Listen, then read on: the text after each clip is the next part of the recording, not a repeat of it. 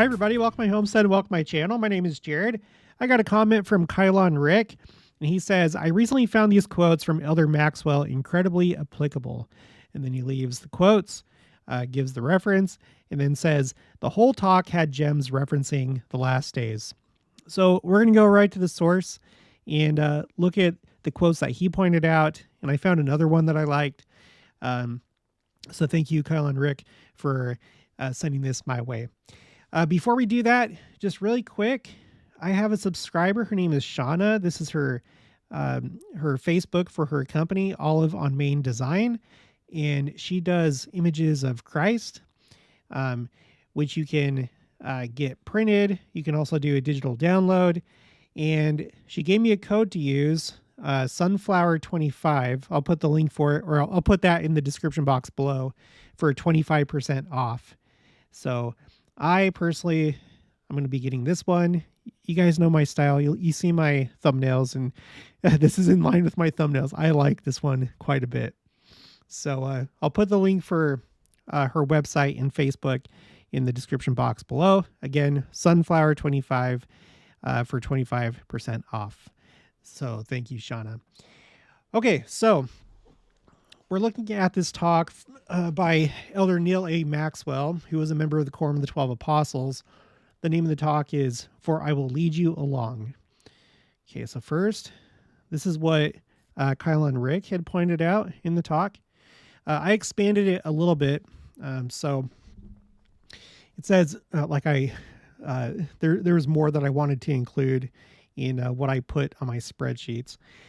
Brothers and sisters, over the sweep of Christian history, some believers have, by focusing on a few prophecies while neglecting others, prematurely expected the second coming.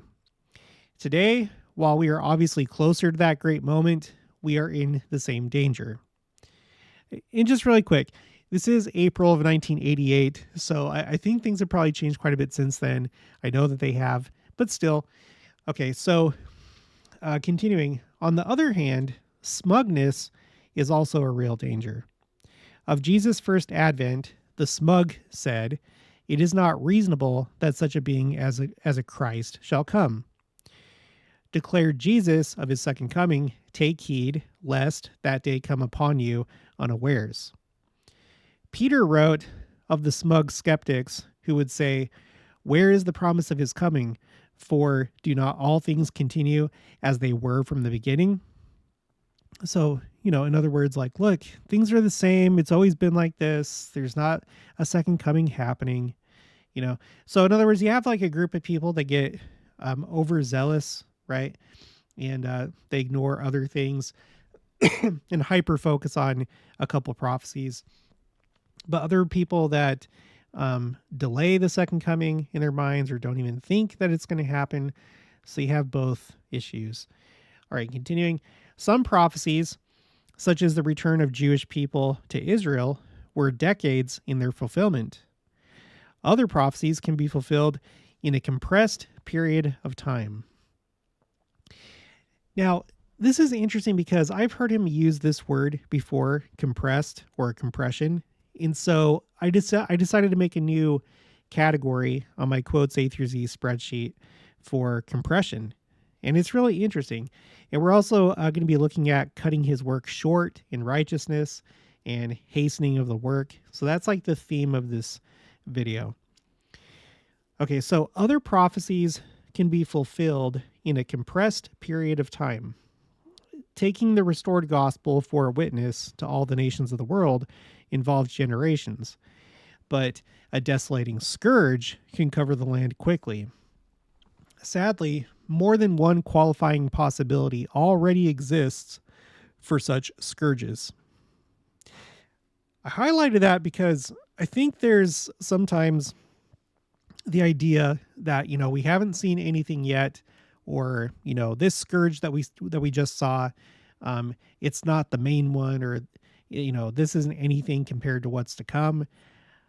I'm not in that camp. I'm not naive that things will continue and they'll probably continue to get worse, but I think there's already quite a few bad things that have already happened.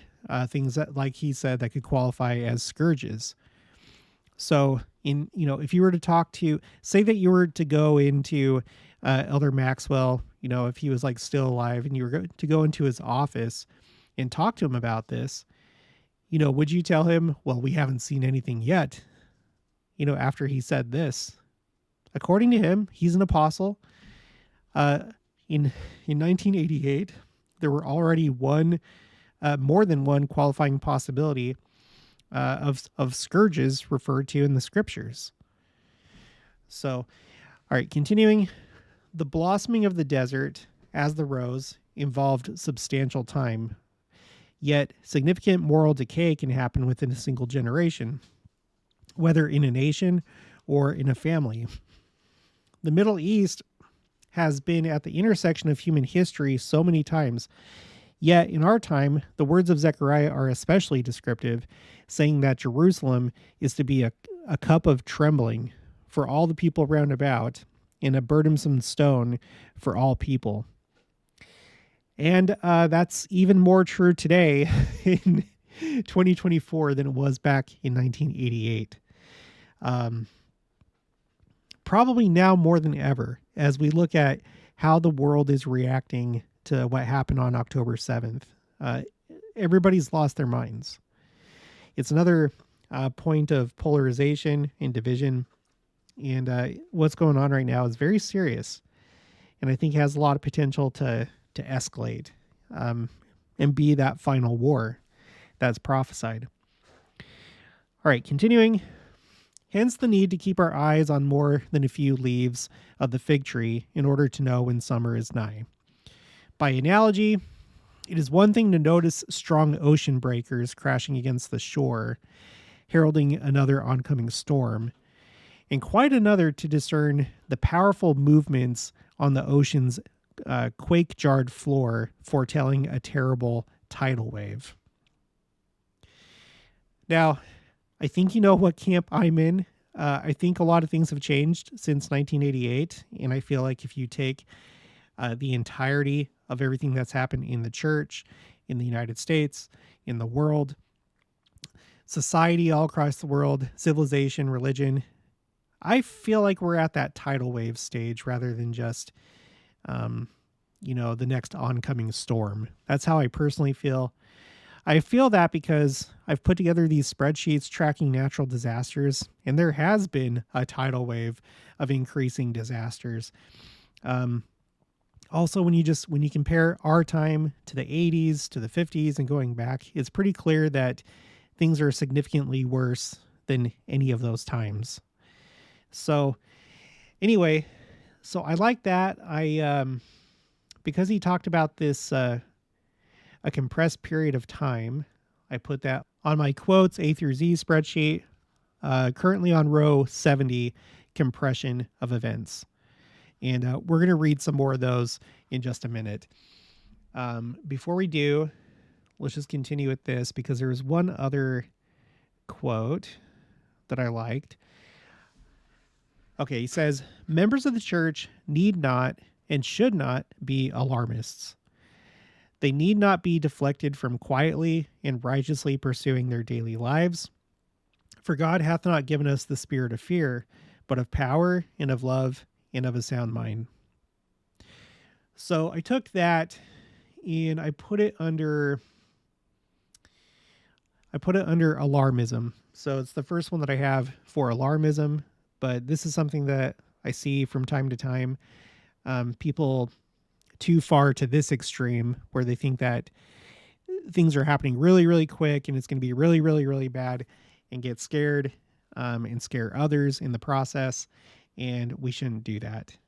I think we just need to be moderate and just be prepared. Just work on ourselves spiritually first, also prepare temporally, but we don't have to lose our minds, right?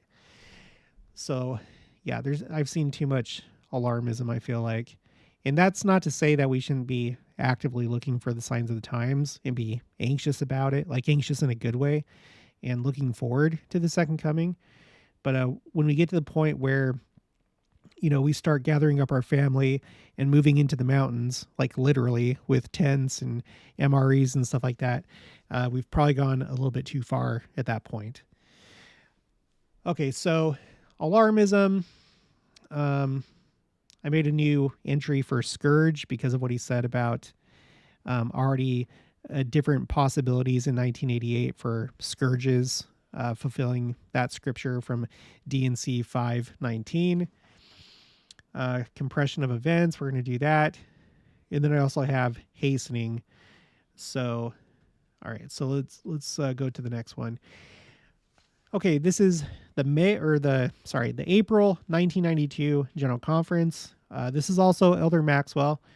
My servant Joseph is the name of the talk. And this one is toward the end. And we've talked about this one before. He says, "Now, my brethren, these are your days in the history of the church. Mark well what kind of days they will be. Days when, with special visibility, the Lord will make bare his holy arm in the eyes of all the nations. God will also hasten his work. He will also shorten the last days for the elect's sake. Hence, there will be a compression of events." Now, it's not really up to you and me whether that's happening or not, but we can guess. I feel like there's been a compression of events. You could argue ever since 2001 with what happened in that year, there's been a compression of events. Or you could look at 2020 and everything that's happened since that year. I definitely think that we're in that stage of being in a compression of events. That's my opinion. All right, continuing. "Furthermore, all things will be in commotion. Only those in the process of becoming the men and women of Christ will be able to keep their spiritual balance. Brethren, may we walk by faith, and if necessary, even on our knees." All right. The next one, it's also Elder Maxwell. "Overcome, even as I also overcame." This is the April 1987 General Conference. The reason why it says May up here is because as I'm doing my references, the correct way of doing it is you're supposed to get the page number from the ensign or the Liahona. So I can't just go to like the regular general conference section of the church website. I have to look it up in either the ensign or the Liahona and get the page number. Because I'm following the church study guide. So here you go. Like this one's on page 39. Not the one that we're reading, but from the last one. Okay. He says, "We surely have been warned and forewarned about our time. A period in which the compression of challenges may make a year seem like a decade." Now, I feel like that fits 2020 really well, and frankly, the last few years. In fact, this very year that we're in right now. Like, when I look back to when I went to the Kirtland Temple for the eclipse, I'm not kidding you. It feels like that was 6 months ago or more. And it hasn't been. It's only been 2 months. It's only been 2 months because it was in April, and this is June. It's been like 2 months and 2 days at this point when I'm recording this. I'm recording this on the 10th. I'm being completely serious. I don't know about you, but for me, this year has gone very slow. And not because it's like a bad year. It's just, I feel like there's been a lot of things going on. Okay, but whatever. A period in which the compression of challenges may make a year seem like a decade. Members will be cleverly mocked and scorned by those in the great and spacious building, representing the pride of the world. No matter, for ere long, he who was raised on the third day will raise that spacious but third-class hotel. I like that. Okay, next, this is President Spencer W. Kimball. The April 1980 General Conference. "Let us not weary in well-doing." All right. And he says, now there's something kind of interesting here. This great sesquicentennial conference has brought us all close to the beginnings of this dispensation. We have been refreshed because of those reminders. But even as we speak of beginnings, events in the world remind us that we are moving ever closer to the ending of this dispensation. So that's kind of interesting. I should have highlighted that. We are moving ever closer to the ending of this dispensation. That sounds similar to what President Nelson and Sister Nelson have said recently, that we're in the latter part of the latter day. Yeah, we are in the latter part of the latter days.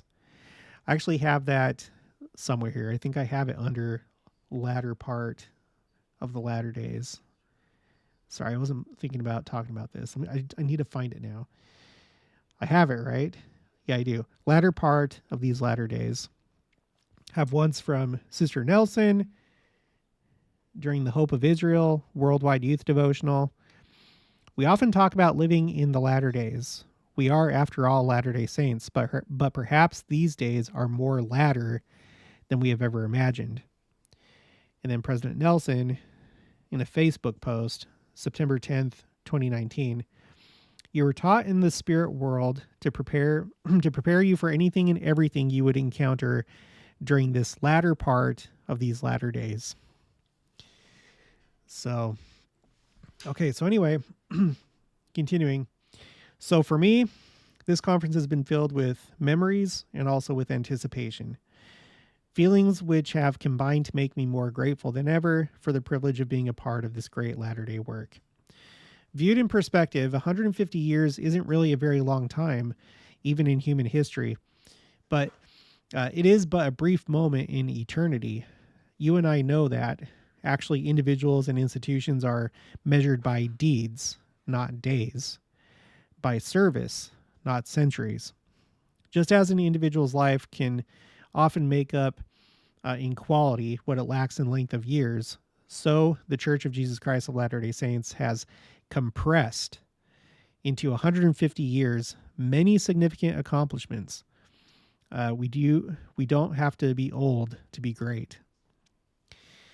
Yeah, and especially since 1980. You think about all the different temples that have been erected since that time and in the locations in which they've been erected.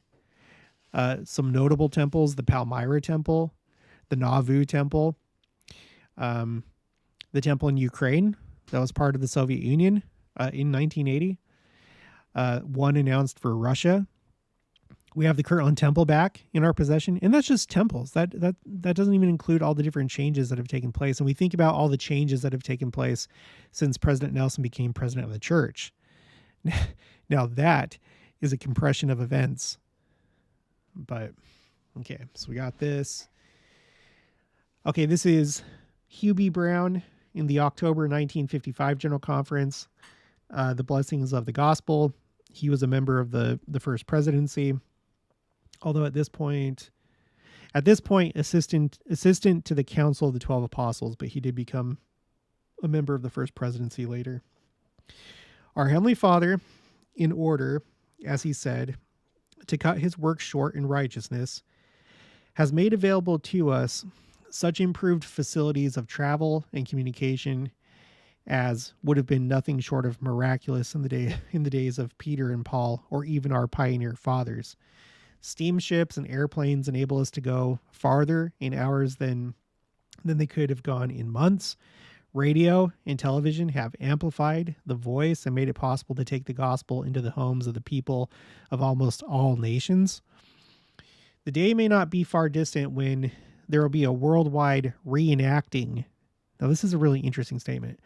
A worldwide reenacting of the day of Pentecost on such a colossal scale that people in every land may hear the message of the gospel, each in his own tongue and at his own fireside.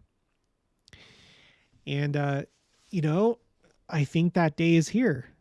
Not that it's a single day, but as far as like translating the message of the gospel into all these different languages, you just look at the church website.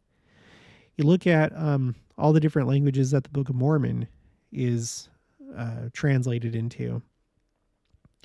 Now more than ever, certainly more than 1955. And he's talking about, kind of antiquated technology like radio. Like we still have radio. I guess it still counts. But now we have internet, which is literally connected the entire world. Even just here on YouTube. I'm surprised, like when I look at my analytics, it shows people from many, many, many different places. Of course, some of those are probably, well, I'm not going to get into it, but, the internet has taken the gospel far and wide. It's a hastening of the work. It's the Lord cutting his work short in righteousness. Okay, this is from Wilford Woodruff, Journal of Discourses. O ye Gentile nations, wake up and prepare yourselves for that which is to come. For as God lives, his judgments are at your door. They are at the door of our nation, and the thrones and kingdoms of the whole world will fall, and all the efforts of men combined cannot save them. It is a day of warning, but not of many words to the nations. The Lord is going to make a short work, or no flesh could be saved. Now, I never thought about this. If it were not for the manifestation of the power of God, what would be the fate of his Zion and people? The same as in the days of Christ and his apostles. So it seems to me like he's like merging those two ideas, that if the Lord did not cut his work short, and if he wasn't protecting us, it would just be another dispensation, just like any other dispensation that eventually falls into apostasy. And that's not too hard to imagine in the current, environment, the current situation in which society finds itself. The church could easily disappear with the rate that things are going. Okay, the next one. This is Franklin D. Richards of the Quorum of the 12 Apostles. Since the Father came forth from the heavens with his Son and spoke to the prophet Joseph, then a boy only about 14 years old, and told him that all the people of the earth had gone astray from his ordinances and had broken the everlasting covenant. I say, since that time, what wonderful progress has been made in developing the arts and sciences. Those were the days of the stagecoach instead of the railroad. And by the way, when is this? This is 1885. So even then, they were feeling a hastening of the work going from stagecoach to railroad. Okay, then postal facilities were very slow. It required mouths for communication to go from this country to Europe and back again. Now it is done in an instant. I guess he means by telegram. Just look at us now. It's even crazier now how easy it is to communicate and to travel. But anyway, now it is done in an instant. Steam and electricity enable people to transact business in one day or an hour, perhaps. That used to take months to accomplish.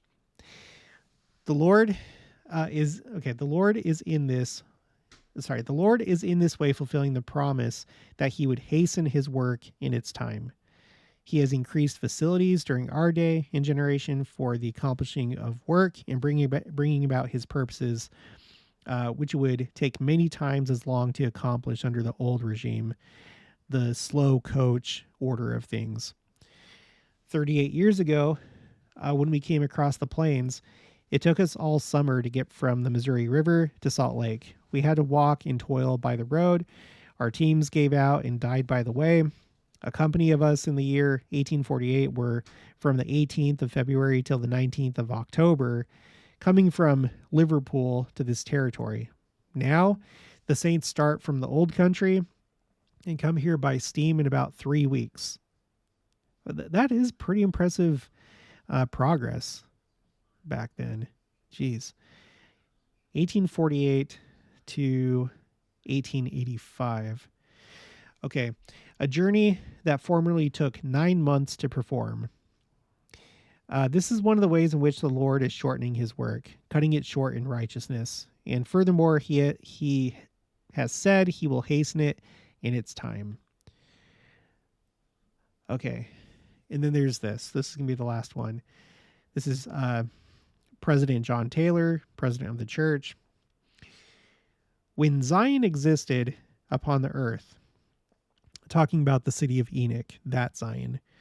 When Zion existed upon the earth, it took 365 years to prepare the people thereof to be, to be translated. But the Lord in these days will cut his work short in righteousness. It's really interesting that he points that out.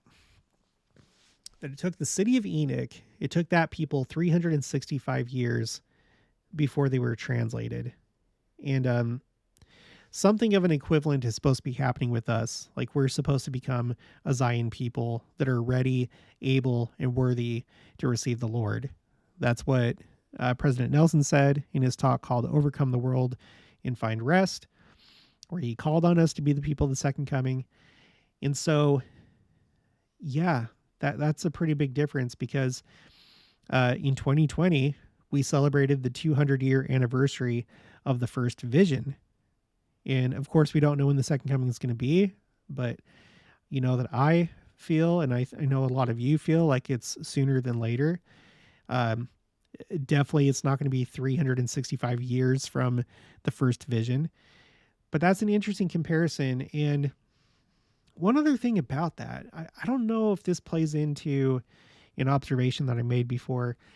This is my spreadsheet called Timeline Second Coming, where I'm trying to just like capture all the main events, particularly in the last days. But I went further and I took it all the way back to Adam. Not that we know exactly the chronology of Adam and everybody else, but internally within the Bible and also the Joseph Smith translation, we know the relative timing of things. And so one thing that's interesting to note, and I don't know if this is why, I don't know, but in the Bible, it says that Enoch was translated when he was 365 years old. That's in Genesis 5. Okay. I don't know if you can see this. Let me zoom in. Okay. So Genesis 5. But then the Joseph Smith translation changes this. Not that he was 365 years old, but let me advance forward here to approximately the year 2948 BC. The Joseph Smith translation found in, or I guess, as recorded in the book of Moses. In Moses chapter 8, it says that Enoch was 430 years old. In that Zion, the city, it says Zion is translated 365 years, all the days of Zion in the days of Enoch. So I don't know. I feel like I'm kind of putting it together, but maybe not. But in light of what John Taylor just said about the amount of time that it took for them to be translated, I don't know. Maybe there's something to that, maybe not. But not that it was Enoch. It was the whole city. I don't know what to make of that. But for some reason, that was corrected, or it was recorded incorrectly in the original, or in the Bible that we currently have. But in Moses, it corrects it, and it's actually 365 years for the city.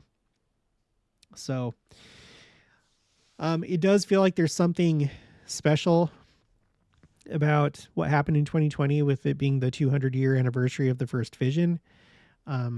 It could be that we don't see the second coming until 2030 or later, because that would be 200 years since the church was established, because it was established in 1830, 10 years after the first vision.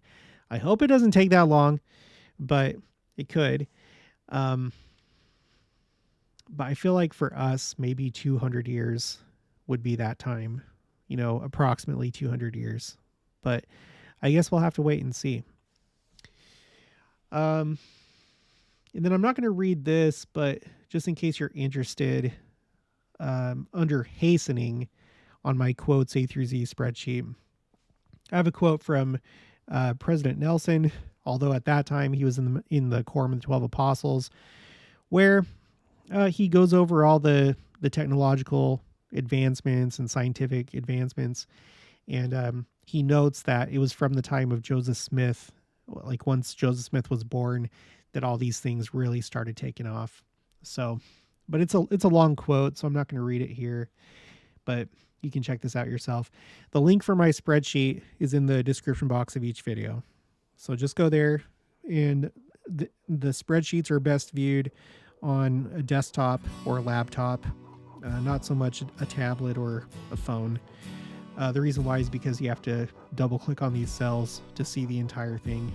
Otherwise, you have to like copy the cell and then paste it in a different document, which you can do that too, but it's up to you. Okay, well, that's going to be it for this one. If you haven't already, please make sure to subscribe, like this video if you liked it, leave your thoughts and opinions down in the comments below. Also, make sure to share it, and I'll talk to you guys later.